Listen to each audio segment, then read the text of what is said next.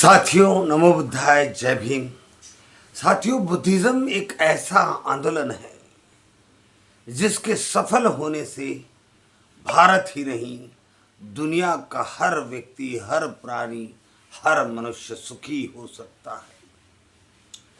इसके सिद्धांतों में इतनी करुणा भरी हुई है, इतनी मैत्री भरी हुई है और इसके सिद्धांत इतने विशुद्धता से भरे हुए, चित्त की विशुद्धि के साथ साथ आचरण की विशुद्धि, सोच की विशुद्धि, कर्मों की विशुद्धि, करुणा, मैत्री और सहयोग, प्रेम की विशुद्धि, इतनी महान विरासत संसार में बुद्धिज्म ने दी है कि इसकी बराबरी दुनिया का कोई भी सिद्धांत नहीं कर सकता। अमूमन ये देखा जाता है कि बुद्धिज्म को जब हम पढ़ते हैं तो बुद्धिज्म में हमें ना क्रिश्चिज्म मिलावट नज़र आती है, ना इस्लाम की मिलावट नज़र आती है, ना हिंदुज़म की मिलावट नज़र आती है। संसार के किसी भी धर्म सिद्धांत की मिलावट बुद्धिज्म में नज़र नहीं आती।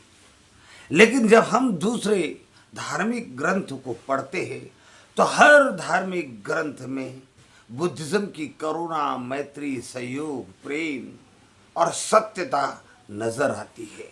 इसी से हमें पता चलता है कि बुद्धिज्म एक एसेंस है और एक ऐसा तत्व ज्ञान है जिसको सबने स्वीकारा है, सभी धर्मों में निहित है और सभी धर्मों में निहित होने के कारण सभी लोग बुद्धिज्म की बात करते हैं, चाहे प्रत्यक्ष रूप से करे या अपरोक्ष रूप से करे। साथियों, बुद्धिज्म का जन्म भारत में हुआ, भारत में फैला, पनपा, विकसित हुआ, भारत की धरती को विशुद्ध करता गया। शुद्ध धम्म घर घर जनमन में जाते रहा। लोग मानवतावादी बनते गए, करुणावादी बनते गए, मैत्रीवादी बनते गए। फिर बुद्धिज्म की जड़ें उखाड़ना शुरू हुई। कुछ स्वार्थ अंध लोगों ने स्वार्थ के कारण बुद्धिज्म की जड़ें उखाड़ी, बुद्धिज्म के तत्व ज्ञान को स्वीकार किया, उस पर अलग लेबल, अपना लेबल लगाकर अनेक धर्म लिखे, ग्रंथ लिखे, अनेक कहानियां लिखी। तत्व ज्ञान वहीं, नाम बदल दिए गए, स्थल बदल दिए गए और कहानी के स्वरूप बदल दिए गए। यही नहीं, बुद्धिज्म के शिल्प कला के भी स्वरूप बदल दिए गए, बुद्धिज्म के शिल्प कला के भी उद्देश्य, विषय बदल दिए गए। बुद्धिज्म की जड़ उखाड़ने में लगे रहे, लेकिन जड़ से बुद्धिज्म कभी उखाड़ नहीं पाए, क्योंकि यदि बुद्धिज्म उखड़ जाए तो संसार का मानवतावादी तत्व ज्ञान ही उखड़ जाए। लेकिन भारत से बुद्धिज्म बाहर के देशों में गया तो वहाँ बुद्धिज्म ने अपने कमल खिलाए, वहाँ सुगंध फैलाई, अपने शीलों की सुगंध फैलाई, अपने करुणा की सुगंध फैलाई, अपने मैत्री की और मानवतावाद की सुगंध फैलाई। आज भी पूरा चाइना, मध्य एशिया बुद्धिज्म के लिए कायल है। तो साथियों, बुद्धिज्म का आंदोलन संसार में सबसे बड़ा मानवतावादी आंदोलन है। साथियों, अब प्रश्न ये बनता है कि यदि बुद्धिज्म संसार का सबसे महान मानवतावादी आंदोलन है तो फिर भारत में ये क्यों नहीं है? भारत में बुद्धिज्म अल्पसंख्यक में क्यों है? और भारत में बुद्धिज्म जितना होना चाहिए उतना क्यों नहीं है? तो साथियों, इसका जवाब यही है कि जिन स्वार्थांध लोगों ने, जिन पाखंडवादी लोगों ने अपनी पाखंड की दुकानें चलाने के लिए, अपने स्वार्थ पूर्ति के लिए बुद्धिज्म का एसेंस तो ले लिया, उसका अर्थ तो ले लिया, उसका तत्व ज्ञान तो ले लिया, उसको पलटा सुलटा कर, स्थल बदल कर, नाम बदल कर, कहानी बदल बदल के लोगों में ऐसा डाल दिया कि लोग उस सत्य को भुला नहीं पाते। उनके मन पर उस कहानी का लेबल किसी दूसरे रूप में है बुद्धिज्म, लेकिन कहानी का नाम, कहानी के पात्र किसी दूसरे धर्म के नाम पर है। और इसीलिए जब वो बुद्धिज्म की तरफ देखते हैं तो उन्हें समान तत्व ज्ञान दिखाई देता है। फिर वो बुद्धिज्म के तरफ आने की जरूरत महसूस नहीं करते। साथियों, इसका दूसरा ये भी कारण है कि जब बुद्धिज्म मिटा दिया गया, बुद्धिज्म की जड़ें कमजोर कर दी गई, भारत में ब्राह्मणवाद की जड़ें, अंधभक्तों की जड़ें, अंध मान्यताओं की जड़ें मजबूत कर दी गई।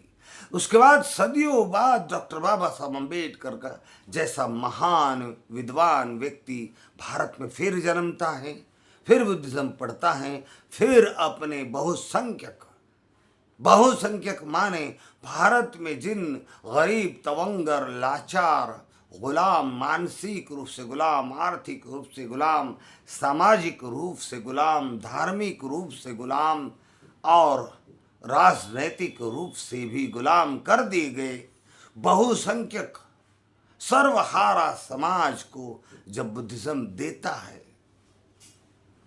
तो बुद्धिज्म ऐसे हाथों में चले जाता है जहां इच्छा शक्ति की कमी है, जहां बदलाव के लिए इच्छा शक्ति कमजोर पड़ती है, जहां व्यक्ति बदलना तो चाहता है फिर भी उसकी पैरों में लोभ, लालच और स्वार्थ तथा भय तथा डर के जंजीर डाल दिए जाते हैं। आज भारत का बहुजन समाज अच्छी तरह से जानता है कि डॉक्टर बाबा साहब ने कहा कि भारत का प्राचीनतम, संसार का प्राचीनतम धर्म बौद्ध धर्म है और हम उसी धर्म के अनुयायी थे। हमें परिवर्तित कर दिया गया है और अब हमें पुनः परिवर्तित होकर अपने मूल धर्म में जाना चाहिए और इसमें जाने के बाद हम समता, समानता, ममता, बंधुत्व की स्थापना कर सकते हैं। अच्छी तरह से जानता है, लेकिन धार्मिक अंध रूढ़ियों की जंजीरें उनके पैर में इतनी जकड़ दी गई है कि चाहकर भी छोड़ने को तैयार नहीं होते। यहाँ उनका मन कमजोर होता है, यहाँ उन्हें भय लगता है कि शायद मैं अगर जिस धर्म को आज मान रहा हूँ उसे छोड़ दूँ तो मेरे जीवन का सर्वनाश हो जाएगा, मेरा जीवन नरक समान बन जाएगा, मेरे परिवार पे आपत्तियां आएंगी, समस्या आएंगी, दुख पड़ेंगे और हम सब बर्बाद हो जाएंगी।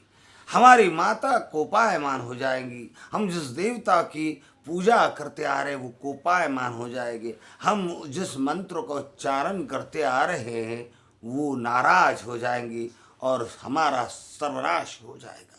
इसलिए आदमी इस जातिवाद से निकलना चाहता है, फिर भी इन कपोल कल्पित अंध मान्यताएं, अंध रूढ़ी, अंधविश्वास में इतना जकड़ा हुआ है कि उन देवी देवता, कर्म कांडों, मंत्रोच्चारों, जादू टोना और अंध मान्यता, अंध श्रद्धा के जंजीरें उसकी इच्छा शक्ति को कमजोर कर देती है।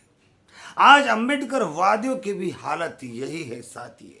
ये जय भीम नमो बुद्धाय तो मुंह से बोलते हैं, लेकिन मन मस्तिष्क में कहीं न कहीं किसी न किसी देवता की श्रद्धा रहती है, अंधश्रद्धा बनी रहती है, कहीं न कहीं डर बना रहता है। एक ऐसे समाज के हाथ में बुद्धिज्म चले गया कि जो परिवर्तन तो चाहता है, लेकिन परिवर्तन करने के लिए जो कदम उठाने पड़ते हैं, जो हिम्मत दिखानी पड़ती है, जो हौसला दिखाना पड़ता है, जो प्रारंभ करने की शुरुआत करनी पड़ती है, वो प्रारंभ करने की शुरुआत में कहीं न कहीं हर व्यक्ति कमज़ोर पड़ रहा है। इच्छा शक्ति की कमज़ोरी नज़र आ रही है। वहाँ कहीं न कहीं धार्मिक भय, धार्मिक डर, अपने जीवन बर्बाद होने की कहीं न कहीं कोई आशंका छुपी है। वरना क्या कारण है जिन लोगों को जातिवाद के नाम पर नीच कहकर सताया गया, जिनका शोषण होते रहा, जिनका सब कुछ छीन लिया गया और आज भी उनके पास राजनीतिक सत्ता बिल्कुल नहीं है, आज भी उनके पास अर्थ नहीं है, आज भी शिक्षण संस्थाएं उनकी नहीं है, आज भी प्रचार माध्यम उनके नहीं है, आज भी अपना विकास कर सके, अपनी बात दुनिया तक पहुंचा सके, अपने सिद्धांतों को देश में लागू कर सके, ऐसा कोई सामर्थ्य उस बहुजन समाज के किसी व्यक्ति में नहीं है। और वो जानता, वो चाहता है, आर्थिक संपन्न होना चाहता है, राजनीतिक संपन्न होना चाहता है, शैक्षणिक रूप से संपन्न होना चाहता है, प्रतिष्ठा, सम्मान, आत्मसम्मान पाना चाहता है। फिर भी क्या बात है कि जातिवाद के कारण, वर्णवाद के कारण ये सारी चीजों से उसे वंचित रखा गया है। जब हम कहते कि इसे छोड़ो, इसे बदलना होगा, तो बदलने के लिए क्यों तैयार नहीं? आज कुछ लोगों को, जब हमने बुद्धिस्ट लोगों को अपने पुराने परंपरावादी और जिनकी पहचान, जिन सरनेमों के कारण उनके जातियों की पहचान होती है, ऐसे सरनेम बदलने के लिए आह्वान किया, तो कितने लोगों ने अपने कदम पीछे ले लिए। क्या हो जाएगा यदि हम बुद्धिस्ट है तो बुद्धिस्ट सरनेम हमारे लग जाए, पुराने घिसे पिटे जाति वाचक, जाति की पहचान दिलाने वाले सरनेम अगर हमारे बदल जाए तो इसमें हमारी भलाई है, हमारा फायदा है। ये समझाने के बावजूद क्या कारण है कि लोग अपने सरनेम बदलना नहीं चाहते? क्या कारण है कि लोग जातिवाद से उबरना तो चाहते हैं लेकिन देवी देवता छोड़ना नहीं चाहते?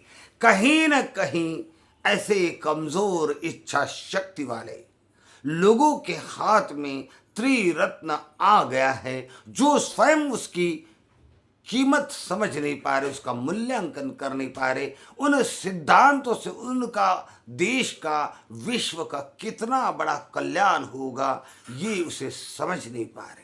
ये समझ नहीं पा रहे कि बाबा साहब अम्बेडकर ने उनके हाथों में रत्न दे दिए, बुद्ध रत्न दे दिया, धम्म रत्न दे दिया, संघ रत्न दे दिया। उन्हें सोने, तांबे, पीतल की कीमत है, लेकिन इन तीन महान रत्नों की कीमत समझ में नहीं आ रही। इसके प्रकाश से उसके जीवन का अंधेरा दूर हो सकता है। इसके शुद्ध विशुद्ध संज्ञान से, ज्ञान से, विज्ञान से उनकी बरसों की दरिद्रता मिट सकती है, उन्हें इज्जत मिल सकती है, प्रतिष्ठा मिल सकती है। उसके लिए व्यक्ति, जैसे जेल से छूटने के लिए व्यक्ति तड़पता है, जैसे दलदल में फंसा हुआ व्यक्ति निकलने के लिए तड़पता है, जैसे कोई कैदी आजाद होने के लिए तड़पता है, उस तड़प की तरह इनके मन में इस जातिवाद, कर्मकांड, पाखंड से निकलकर परिवर्तन की तड़प होनी चाहिए थी। लेकिन मैं देख रहा हूं कि बड़े कमजोर दिल वाला समाज है। परिवर्तन चाहता जरूर है लेकिन परिवर्तन के लिए कुछ भी कदम उठाने के लिए तैयार नहीं। आजादी तो इस समाज को चाहिए लेकिन आजादी का आंदोलन चलाने के लिए नहीं। संघर्ष तो ये करना चाहता है लेकिन संघर्ष के लिए मानसिक रूप से तैयार ही नहीं होना चाहता। यही कारण है साथियों कि भारत में त्रिरत्न बुद्ध, धम्म और संघ आज भी कमजोर है। थोड़ा थोड़ा उदय होता हम देखते हैं लेकिन उस उदय में भी टिमटिमाती लौ की तरह ही रोशनी है। तेज रोशनी आए, ऐसा दीपक जले, और ऐसा दीपक तब जल सकता है जब भगवान बुद्ध की बात स्वयं दीपक बनो, अत दीप भवो, स्वयं प्रकाशित हो। जब तक ये लोग स्वयं प्रकाशित नहीं होते और हर प्रकार का बहाना, हर प्रकार की कमजोरी दूर करके तत्काल परिवर्तन के लिए तैयार नहीं होती, इनके मन में ऐसी इच्छा शक्ति दृढ़ नहीं होती कि नहीं, अब भारत से जातिवाद समाप्त करना है, समता समानता प्रस्थापित करनी है, मानवता प्रस्थापित करनी है। बुद्धिज्म एक संसार का एक महान मानवतावादी आंदोलन है, क्योंकि सिद्धार्थ गौतम के जमाने में भी वर्णवाद, जातिवाद, पाखंड ने भारत के व्यक्ति को घेर रखा था। लेकिन भगवान बुद्ध के भिक्षुणी संघ और भिक्षु संघ के लोगों में इच्छा शक्ति इतनी प्रबल थी, उनका अध्ययन इतना गहन था, उनकी वाणी इतनी अमृत वाणी थी कि उन्होंने जातिवाद तोड़ने का काम किया, अंधश्रद्धा के मुड़े जड़े काटने का काम किया। न राजाओं से डरे, न रंक से डरे, न ब्राह्मणों से डरे, हर एक के साथ तत्व ज्ञान की चर्चा करने के लिए तैयार रहे और तत्व ज्ञान के शस्त्र से उन्होंने पाखंड को काटा और लोगों में ये विश्वास दिला दिया कि उनकी वाणी तथागत की वाणी सत्य है, तथागत का धम्म सत्य है। हम देखते थेरी गाथा की किताबें पढ़ते हैं तो कितनी महान होगी वो थेरिया, वो महिला जिन्होंने ग्रहत्या करके भिक्षुनी बनी थी और मनुष्य के मन मन में समाई हुई अंधश्रद्धा जातिवाद की परखच्चे उड़ाती थी और समाज में समता मानवता के लिए स्थापना करती थी। कितने महान हो गए वो भिक्षु संघ के लोग जिन्होंने अपने जीव की परवाह नहीं की, अपने शरीर की परवाह नहीं की, अपने प्राणों की परवाह न करते हुए तथागत बुद्ध की वाणी वैसे के वैसे मानवतावाद प्रस्तावित करने के काम में लगे। आज ऐसे अम्बेडकर वादियों की जरूरत है। जब तक अम्बेडकर वादियों का एक एक बच्चा, एक एक बेटी, एक एक बहू इस आंदोलन को समझती नहीं, अपने भीतर इच्छा शक्ति प्रबल नहीं करती, बदलाव के लिए कदम नहीं उठाती, इच्छा शक्ति मजबूत नहीं करती, भारत में अब भी जातिवाद जैसा जिंदा है, जिंदा रहेगा। और जातिवाद एक जहरीला सांप है, समय समय पे डंस मारते रहता है, ये डंस लगता जाएगा, शोषण जारी रहेगा, अन्याय जारी रहेगा, विषमता जारी रहेगी। और इस विषमता की जड़ों को काटने का कोई मूल मंत्र है तो केवल बुद्धिज्म है।